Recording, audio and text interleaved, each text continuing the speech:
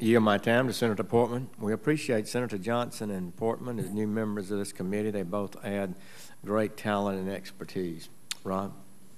Thank you. Really appreciate it, Senator Sessions, and appreciate you letting me take time ahead of time. Just on stimulus, I can't help myself.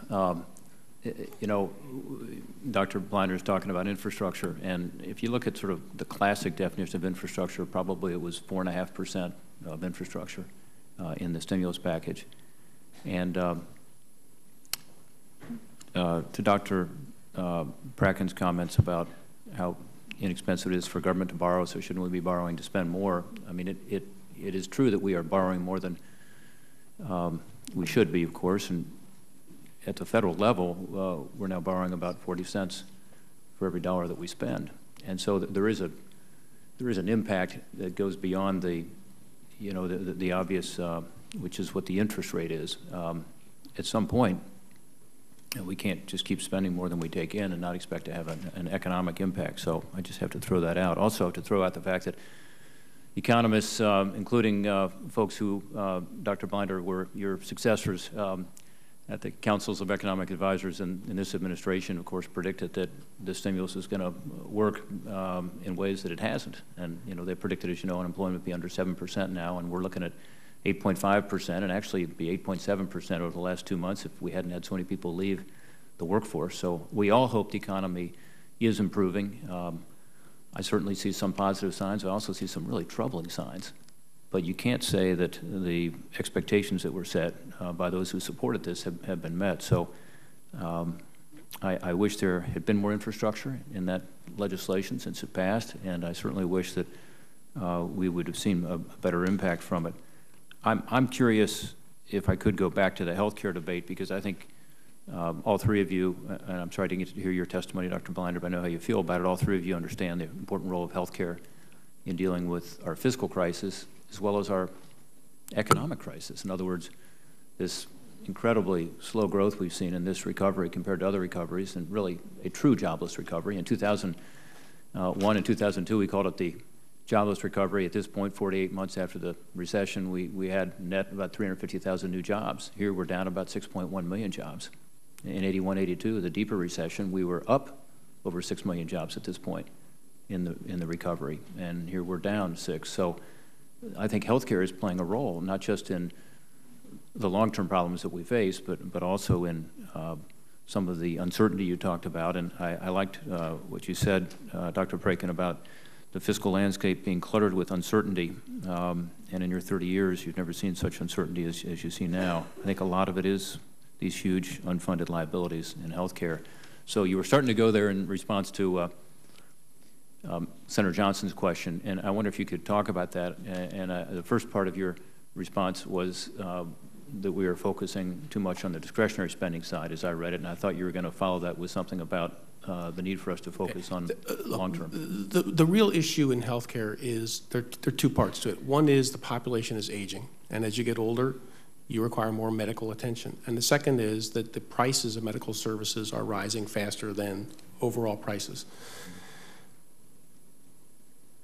The issue philosophically that we must address as a society is, do we think our elderly are somehow entitled to the best available health care regardless of the cost? Okay, and if the answer to that is yes, then the resulting game is just one of shifting the cost. Who is going to bear who is going to pay for that? Is it going to be the government? Is it going to be the private sector? Is the government going to shift the cost to the private sector? Okay.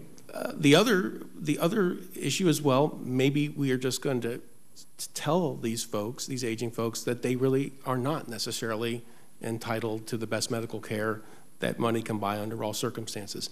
And until we really wrestle with that very fundamental philosophical debate, it's just hard to see how we're going to make progress on healthcare. Now look, the healthcare circumstances don't change that much from one year to the next. It can't be why growth is slower this year than last year. I mean, it doesn't change fast enough. The demographic projections don't change fast enough. The financing terms of healthcare don't change fast enough for that to explain short-run movements in GDP growth. It just doesn't make sense that that would be the case. Is it a long-run issue? Could it undermine our standard of living down the road? Sure. But that's not why our forecast is 2.3% for next year instead of 3%. It's simply not. Yeah, Dr. Bacon, because you talked about not being a microeconomist, or at least your firm doesn't specialize in that. Let me give you a micro example that might counter what you just said. Okay. When I'm at business roundtables, I had another one in Ohio last week, healthcare costs come up all the time, of course. It's a cost of doing business. And so a manufacturer tells me, Rob, we're getting a little more business, a little tick up in the business. I am not going to hire somebody. And the reason is healthcare costs. Instead, I'm going to go with overtime. So somebody is, getting overtime, but it's not as cost effective, of course, for that business, and you're not hiring somebody new. Or I'll bring in some more part-time people. So this notion that, our current healthcare uncertainty and obviously the cost increases, which exceed inflation, as you talked about, aren't impacting the GDP. And you talked about demand earlier. How do you get demand going? Part of it is to add some certainty on the healthcare side. Dr. Brandon talked about it earlier in terms of, what the healthcare legislation has done to make it worse. I totally agree with you on the long-term impact, but I think we forget that it's impacting today's economy too, because it is a cost of doing business, makes us less competitive. But you do need to be careful about this. Okay, I'm a managing director of a small business, 20 people. Before I left and got on the plane, I went to my CFO and I said, how is healthcare affecting us right now? And he said, well, we pay very generous healthcare benefits, so we're going to be slapped with this Cadillac tax. Otherwise, it's not an issue because we're basically exempt from it. So, I don't make any hiring or firing decisions based on healthcare costs within our firm. Maybe bigger firms that have, different circumstances do, but if you're self-insured, as a lot of big companies are in Ohio, including manufacturers, if you have a health savings account, which a lot of them do, and those tax benefits are made, less valuable to this legislation. But there are lots of impacts, and as you say, just a lot of uncertainty.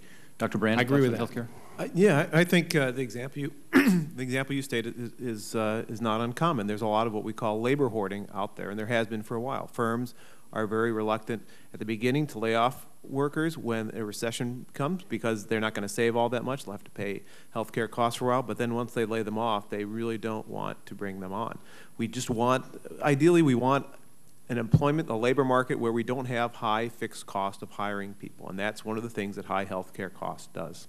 Well, I hope that we would get to, and my time is done, is a consensus among the three of you, which I'm just going to stipulate it's there, which is we've got to deal with these costs. And the chairman and ranking member have been leaders on this, saying you're not going to get the budget under control until you deal with the biggest part of the budget, which is the mandatory side, and the fastest growing part, which is health care. So I would hope that that's one of the conclusions we can all agree with and maybe disagree on some of the issues. One other thing I have to say is I think the way you put it, Dr. Prakin, is probably accurate in terms of some of the difficult choices we have to make with regard to health care for the elderly. But what you didn't talk about is the fact that we need to restructure the way we deliver health care. So it's not just making a tough choice between price and quality. It's saying, how do you get away from the fee-for-service model and a third-party payer model and have very good quality health care, but at lower cost by changing the structure? Right, because restructuring can bend the cost curve. Yeah, and also improve outcomes and quality rather than focusing on volume and input.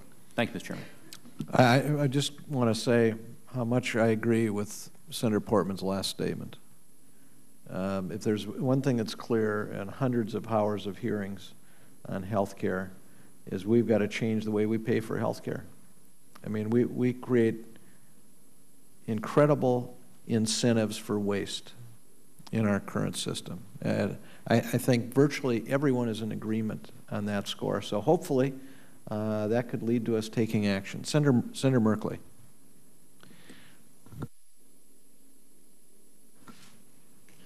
Thank you very much, Mr. Chair. I wanted to